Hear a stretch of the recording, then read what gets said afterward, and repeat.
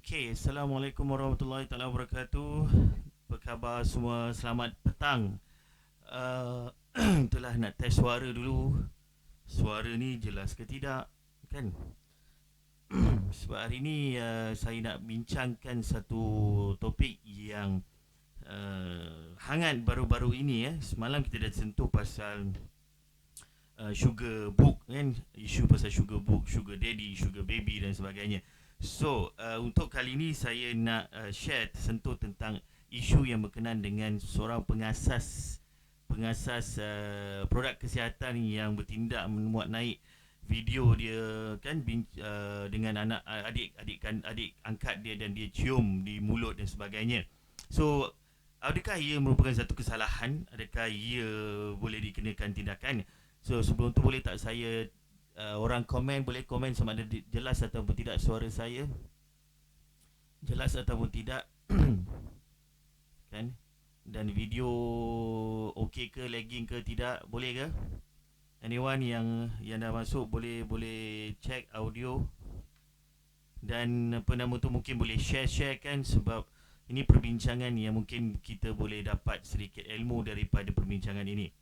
Okey. So kalau saya minta lah siapa boleh komen-komen kan, komen untuk check saya punya audio kan, Fendi ke Vishnu ke, boleh check saya punya audio sama ada okey ke tidak. Siapa nama tu, Uzaimi tak ada. Uzaimi dia pergi jual buku. Okey, boleh komen di bawah sama ada suara saya jelas ataupun tidak. Kalau tak jelas boleh beritahu lah Okey, saya continue sebelum ni. Kalau tak jelas, kalau misalnya kata tak dengar, ada orang beritahu, saya start balik lah. Okey. So pasal isu ini berlaku setelah si dia lelaki di dalam gambar di belakang saya ni muat naik video di TikTok yang mana di atas sejadah sambil memegang tasbih dan dia bercerita, lalunya dia cium dan budak tu pun dikatakan adik angkat dia pun seolah dia menjadi satu perkara yang biasa berlaku di kalangan mereka. Jadi budak itu of course tidak ada kesalahan di situ. Sebab apa? Dia boleh dikatakan ia adalah satu perkara yang normal untuk dia kerana dia telah dilakukan, diamalkan sebelum-sebelum ini mungkin. Sebab kali pertama mungkin lah kan. So ini dah berkali-kali mungkin. Jadi reaksi dia pun reaksi yang biasa. Okey. Jadi hakikat dia kan, mungkin bagi saya pada asalnya, pada permulaannya, si lelaki ni mungkin dia tak tahu, ada dua perkara dia tak tahu kan. Yang pertama dari segi undang-undang, dia tak tahu ada undang-undang wujud tentang itu kan, undang-undang wujud tentang itu. Dan mungkin yang kedua adalah dia tak tahu itu adalah perkara yang salah dari segi apa ajaran Islam kat situ kan. Dia confused ke, dia tak tahu ke, ataupun saya tak nak berfikiran negatif sangat lah kan. Mungkin ada orang kata dia mencuba mencabar dan sebagainya, sebab pelakuan itu dilakukan di atas sejadah lagi tu, jadi pegang tasbih lagi dan sebagainya. So ini yang kita takut sebenarnya. Saya selalu bagi talk tentang pedofilia di bawah anjuran Jabatan Pembangunan Wanita Negeri kan, sebelum ini sama ada offline ataupun online. So antara topik pedofilia ni pun ada termaktub juga terselit kes-kes begini kan. Ini yang kita takuti, kita khawatiri kan. Benda ini tidak akan tamat kalau sentiasa budak-budak ni digroom. So apa yang berlaku sekarang ni jelas sekali ia adalah sexual grooming. Maknanya apa maksud sexual grooming? Sexual grooming ni kita bertindak, bukan kan, seorang lelaki ataupun perempuan bertindak membuat sesuatu seperti perlakuan sama ada tindakan ataupun kata-kata yang menyentuh tentang seksual, yang menyentuh tentang seksual. Kemudiannya akhirnya wanita kanak-kanak ini dia rasanya biasa. Oh, benda tu normal, benda tu tak salah. Dia ada banyak step-step grooming ni yang saya selalu share di semasa talk tu, memang ada banyak. Ini salah satu dia, sehingga kan di dalam pengetahuan kanak-kanak ianya adalah perlakuan biasa yang boleh dilakukan. Bukan satu kesalahan. Begitu. Tapi hakikatnya untuk pengetahuan semua, dan pengasas ini telah pun ditahan saya nak tunjukkan sikit lah, saya nak share video ni sebelum boleh tengok dulu sekejap ya. Kita buat live sambil kita pasang terus video-video. Okey. Kalau dengar lah, kalau tak dengar macam mana kan? Seorang lelaki yang juga pengasas produk kecantikan yang tular di media sosial kerana mencium bibir seorang kanak-kanak lelaki sudah ditahan polis di Ibu Negara petang semalam. Penolong pengarah bahagian siasatan Dia jenayah telah seksual ditahan Kalau tak wanita dan dengar saya kanak-kanak beritahu lah Bukit Aman dia telah D11, ditahan di Ibu Jabatan Negara. Siasatan Jenayah Bukit Okey. Aman, SCP Siti Kamsiah Hassan berkata lelaki Kerana dia berkenaan telah masih berada dalam tahanan di polis bawah untuk kesalahan, siasatan lanjut. di bawah Suspek Akta diburu Kesalahan selepas polis Seksual menerima Terhadap laporan Kanak-kanak daripada 2017 orang di awam bawah berkaitan Seksyen isu itu. 14. Kes Di bawah disiasat Seksyen muka Seksyen 14 Jadi Akta pelakuan Kesalahan-Kesalahan dia itu Seksual adalah terhadap pelakuan kanak-kanak yang 2017. di bawah Terdahulu tersebar kesalahan, video iaitu suspek melakukan kesalahan mencium jenayah. bibir seorang kanak-kanak lelaki yang didakwa sebagai adik angkatnya Tengok, hingga mencetuskan kemarahan warganet. Jadi ini yang berlaku. Jadi apabila dipertonton, dah lah dipertontonkan lagi secara public kan, itu yang berlaku. Jadi untuk pengetahuan semua, di bawah Seksyen 14 kan, saya memang ada akta ini kerana saya memang menyampaikan ceramah sebelum ini menggunakan akta ini. Di bawah Akta Kesalahan Seksual Terhadap Kanak-kanak 2017, di depan saya ini ada aktanya, Seksyen 14, amang seksual fizikal atas kanak-kanak. Mana-mana orang yang bermaksud yang maksud seksual A menyentuh mana-mana bahagian badan seseorang kanak-kanak, atau ataupun B membuatkan seorang kanak-kanak menyentuh mana-mana bahagian badan orang itu atau bahagian badan mana-mana orang lain kan, sama ada kita menyentuh kanak-kanak ataupun kita buat kanak-kanak itu sentuh kita ataupun kita buat kanak-kanak itu sentuh orang lain, dia itu falls under kesalahan di bawah Seksyen 14. Dan seterusnya C, ataupun membuatkan seseorang kanak-kanak itu menyentuh mana-mana bahagian kanak-kanak itu sendiri, ataupun kita buat kanak-kanak itu sentuh bahagian badan dia sendiri. D, melakukan apa-apa perbuatan lain yang melibatkan kontak fizikal dengan seorang kanak-kanak tanpa persetubuhan. So ada 4 elemen di bawah Seksyen 14 yang mana this guy telah pun ditahan dan mungkin didakwa di bawah Seksyen 14 ini. Okey, yang pertama tadi saya ulang, kita buat lelaki menyentuh, directly sentuh mana-mana bahagian seseorang kanak-kanak. Okay, mana-mana bahagian seseorang kanak-kanak. Okey, dia tak kira lah private ke tak private ke, disentuh mana-mana bahagian. Dah jelas disentuh bagaimana bahagian dengan maksud seksual lah. Okey, B, membuatkan seorang kanak-kanak menyentuh. Kita buat kanak-kanak tu sentuh badan dia, badan kita atau badan orang lain kan. Dan ataupun yang ketiga, kita buat budak tu, okay, kau sentuh kau punya peha, kau sentuh kau punya kemaluan, macam tu. Kita buat kanak-kanak tu sentuh dia punya sendiri, ataupun apa-apa physical contact dengan tanpa persetubuhan. So kalau ini berlaku, maknanya falls under Seksyen 14. Dan apakah hukuman dia? Dia boleh dipenjara selama tempoh tidak melebihi 20 tahun dan juga boleh dikenakan hukuman sebat. 20 tahun is the maximum hukuman, 20 tahun maksimum hukuman yang boleh dikenakan ke atas this guy, mereka yang melakukan kesalahan amang seksual fizikal atas kanak-kanak. Dan ramai orang tanya kadang-kadang, kanak-kanak ni di lingkungan umur ke berapa? Kan kalau di dalam kes Seksyen 376 kanukan seksaan yang mana kes rogol kan, ada di situ disebut di bawah 16 tahun. Itu kalau kes rogol. Tetapi di bawah Akta Kesalahan Seksual Terhadap Kanak-kanak, ianya adalah 18 tahun ke bawah. Dia iktiraf kanak-kanak itu sebagai 18 tahun ke bawah. Alright? Diiktiraf kanak-kanak itu sebagai 18 tahun ke bawah. Jadi bila 18 tahun ke bawah, mana-mana siapa yang itu di falls under kanak-kanak, definition of kanak-kanak. Jadi kalau berlakulah di bawah Seksyen 14 ini, dia ada banyak lagi yang lain, yang ni antaranya di bawah 14 ini, makanya anda boleh dipenjara maksimum 20 tahun dan juga sebatan. Jadi apa yang berlaku ni, inilah pemuda ni berhadapan dengan kes ini. Mungkin dia kata saya tak tahu pun salah kan, saya ingat perkara biasa. Okey, kesalahan tak tahu ataupun tahu, dia tak ada kaitan dengan undang-undang, tak ada kaitan dengan hukuman. Okey, once kita telah melakukan, sama ada with a knowledge or without knowledge, tetap dikira melakukan kesalahan. Sama juga macam kes kedai dadah kan, kita tak tahu pun ada barang dalam tu, kena juga kan. So itu, jadi nasihat saya dalam live ini kepada ibu bapa khususnya kan, kepada ibu bapa, kepada semualah, kita kena perhatikan betul-betul kan anak-anak ni kan, anak-anak, sebab mereka ni sebenarnya tak didedahkan. Kalau kita ibu bapa ini tak segan dan tak malu, tak jadi macam tabu sangat kan, kita akan cerita daripada awal, early stage of the children punya age kita akan ceritakan apa yang boleh, apa yang tak boleh. Which one yang boleh dipegang, which one yang tak boleh dipegang, siapa yang boleh pegang, siapa yang tak boleh pegang, dalam keadaan mana boleh pegang, dalam keadaan mana yang tak boleh pegang. So kita akan cerita is part of sex education yang daripada ibu bapa kepada anak-anak. Okay, kalau itu yang berlaku, insya-Allah anak-anak lebih tahu dan lebih tahu untuk bertindak sekiranya berlaku perkara tersebut. Ramai orang anggap benda ni takut kalau kita nak cerita. Sebagai penceramah pun kadang-kadang saya pernah buat ceramah tentang pedofilia, tentang kes rogol dan masalah sosial ni. Kita pernah buat di beberapa sekolah. Ada pengetua jumpa saya selepas buat tu. Dia mula-mula dia rasa kan, dia jujur, dia terus terang pada saya. Dia terasa macam takut betul lah kita cerita direct sangat.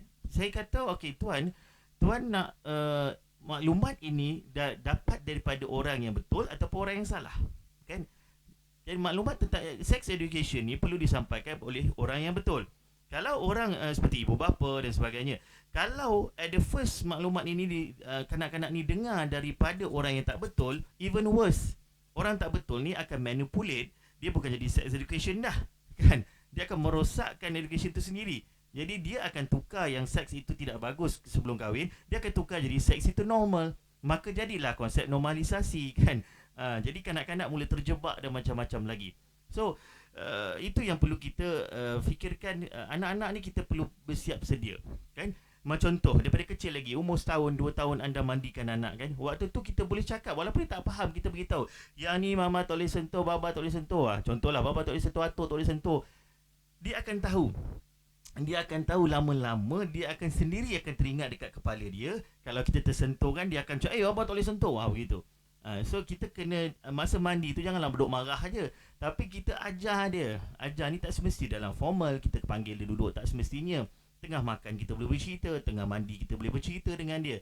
Jadi dia kena start daripada early stage kat situ, supaya budak-budak ni tahu, supaya maklumat later on yang dia akan dapat bukan daripada sumber yang merosakkan dia. Okey, itu satu perkara. Dia bukan daripada sumber yang merosakkan dia.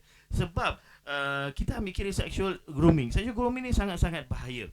Kan? Dalam secara informalnya kita memang berhadapan dengan sexual grooming, yang mana sebagai contoh drama, kan? Drama pun sexual grooming juga, kan? For example lah, saya beri contoh yang mudah.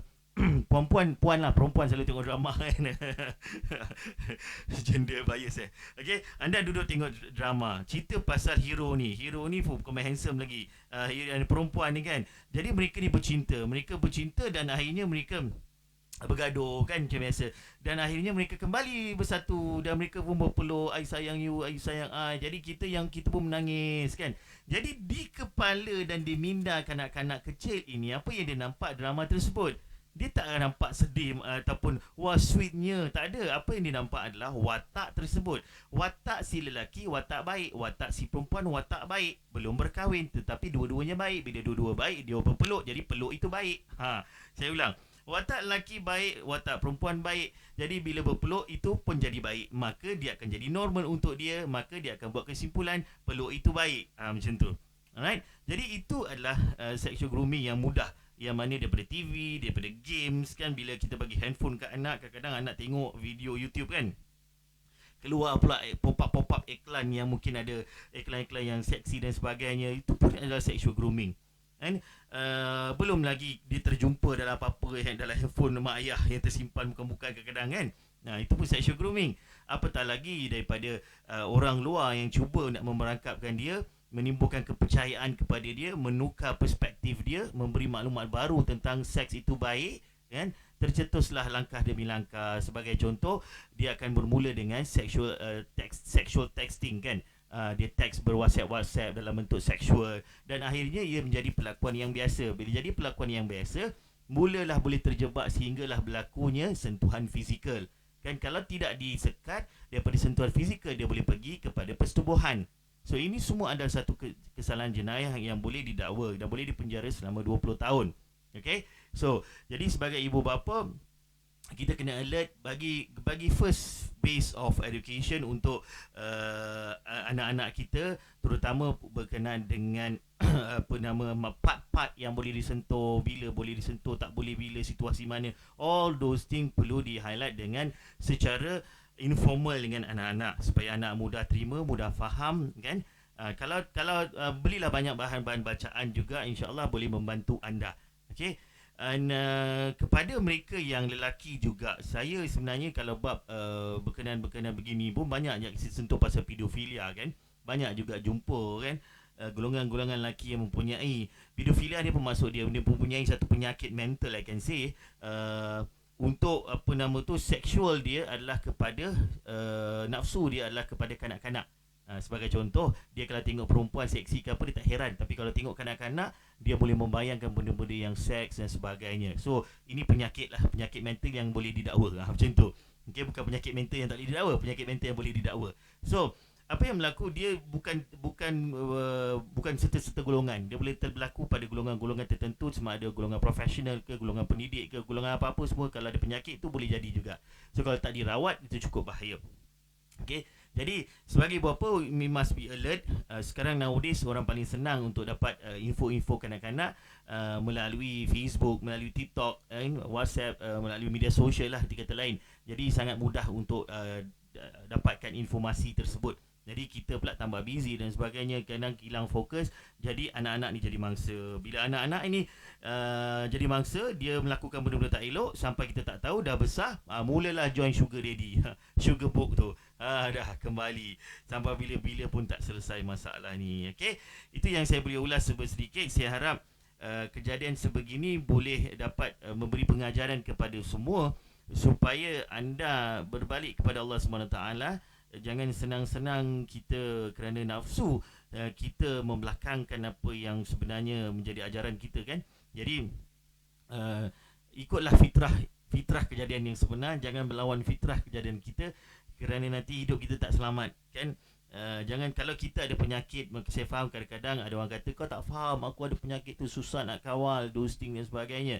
Dan itu usaha kita, itu adalah ujian kepada kita. Allah bagi ujian kepada kita kerana Allah tahu kita mampu berhadapan dengan dia. Jadi cari jalan untuk mengobati, bukan cari jalan untuk memenuhi nafsu kan, untuk memenuhi kan.